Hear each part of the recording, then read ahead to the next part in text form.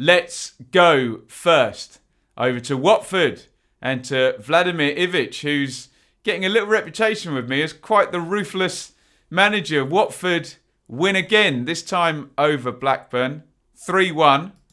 Here is what the teams look like. In terms of Watford there, obviously one big name in up front, but still, he wants to play this three at the back. He's moved around Ivic. It's been Garner sometimes and sometimes not. It's been one up front and two supporting. Sometimes not. Keener, sometimes and sometimes not. Today, we get a midfield three and we get a front two. And I quite like the look of this team in terms of star power. So Foster in goal, Wilmot, Kabasele and Cathcart. So no Troost Ekong starting. Firmina and Sema are the full-backs. So no Ngakia starting. He's been featured, I think, probably in all the games, hasn't he? Midfield three, really like the look of that now. Cleverly, Chalobah and Garner. That looks like it's got a nice balance, actually. A little bit of everything in there. And then look on the benches, Etienne Capoue if you need him. Up top, João Pedro, the Wonder Boy, and Ismail Assar, the big name that we thought would leave for a big fee, but didn't. So he's going to play. And he's going to destroy some teams in the Championship by the look of yesterday. Again, looking at the bench, just the strength there. We already mentioned Troost Ekong and Ngakia and Capoue. There's Keener, Murray and Peritza on the bench as well. Watford looks stacked and they look like they've got a manager who knows how to win a game here. And I'll tell you what I mean in just a jiffy. Blackburn, well, they were at it on deadline day, weren't they? And a few players coming in. We didn't see them at the weekend for the tight defeat against Forest. But they're coming into the squad and into the team last night. Kaminsky in goal, Nyambe, Lenihan, Ayala and Amari Bella, the back four. But look on the bench, you will see Barry Douglas and Ainsley Pears. I wouldn't have thought Pears will get ahead of Kaminsky, but Douglas, I can't think he's dropped down from Leeds to sit on the bench at Blackburn, so he'll challenge Amari Bell. Maybe give an option for a three at the back, because this is starting to look like tactically trending is three at the back, a couple of wing backs, and then trying to get three up front. Again, it's almost like now that footballers are so evenly skilled that we're starting to even them out across the pitch. And this 3-4-3 feels really the most evenly you can spread them out of all the formations, doesn't it? In midfield there, Evans, Holtby and Johnson. Again, look down on the bench. There is Tom Tribal who came in. And then Armstrong, Brereton, Harvey Elliott in there. So he's gone in over Torrey Stolen, who's started the season really well. But now it does look for Blackburn, if they've got Gallagher and Brereton for the big guy position, Armstrong presumably is going to be the number 9 come what may, and now Dolan and Elliott for the other position. Decent attacking options for Blackburn.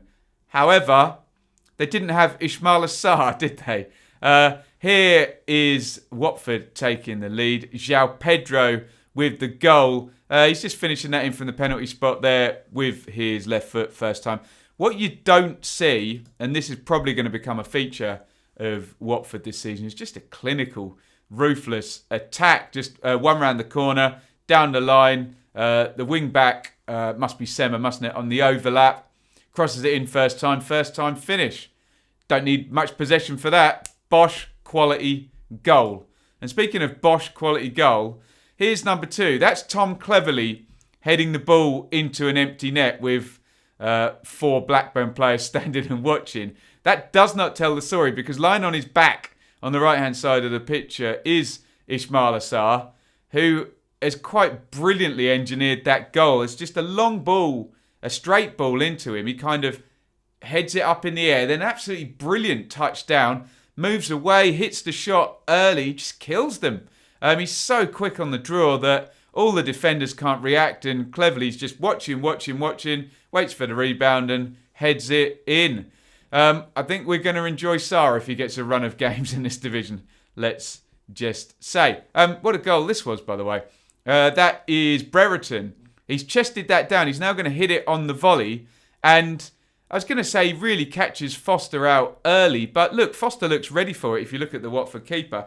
But he gets a nice swerve on it. It's right into the corner and it bounces right at the perfect place. It's a really nice goal by Brereton. Same as Sarr there. Two really good examples of just really decisive striker play. Just catching people early with that bit of quality. So well played both. However, speaking of quality, crossing from the left-hand side, Lenihan is going to stick that into his own net past Kaminski. You can tell exactly what's going to happen with, it looks like Sarr and Pedro chasing in behind him, presumably scaring him witless at this point. That looks like, is that Elliott getting brought down? Kind of draws the foul there. And for a top championship marksman, Adam Armstrong should probably be taking big chances like penalties. But the wily old Ben Foster dives to his left and makes the save. So 3-1 in this one. And I'm going to keep with my narrative of just Watford being absolutely ruthless. Because, again, if we look at the numbers here, they don't need much possession. They don't need many shots. They're happy to concede shots as long as they're not big chances. Although you can see a couple of big chances in there.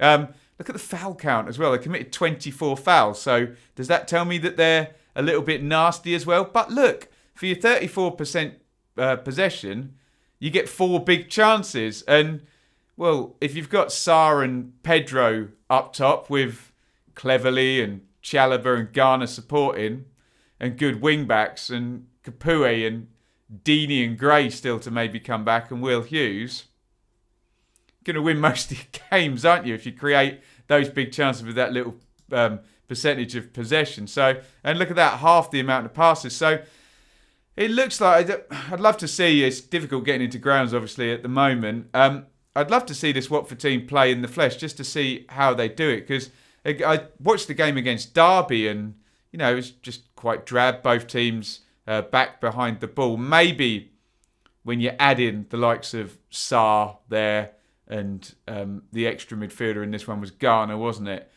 Maybe that little bit of X factor adds it, but they look nasty, they look efficient, they look tight at the back, and they've got some real star quality. And Ivic, we said during our research when he arrived, just has a massively high win percentage through his career. So let's see if it continues. I just wanted to bring this one up.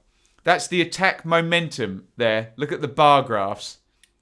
And you will see what looks like, in terms of big chances, a comfortable win for Watford. They don't need the ball. And that must be very scary to other championship teams. You have a team capable of winning games here that don't need the ball. And we've had that with, I don't know, Warnock, McCarthy, people like that over the years, where the trap is laid, they're very hard to score against, and then they just catch you, don't they? So, really liking the look of Watford. Looks very, very viable to me. Thank you so much for watching. If you enjoyed this video, please hit the like button to see more videos from this channel. Hit the subscribe button, and to be notified every time we upload. Ring the bell for those notifications to come through on your device. If you really want to support the channel and me as a content creator, I will be eternally grateful if you head over to the merch store and grab something, or support over on Patreon, patreon.com/Benjamin Bloom. Thank you for your time. Go and watch another video.